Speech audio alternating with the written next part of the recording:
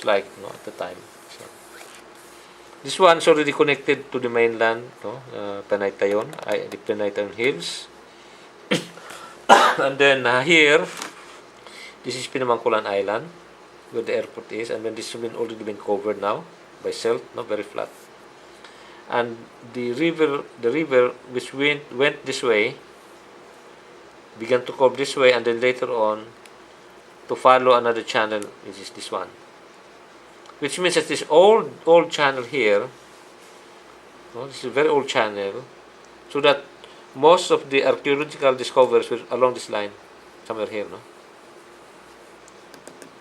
So in fact, this is according to the Havelosa schematic map. This used to be an island. This used to be an island, major islands, and then this one later on were filled with the silt, no, where it joined already in the mainland. So it looks somewhat different now.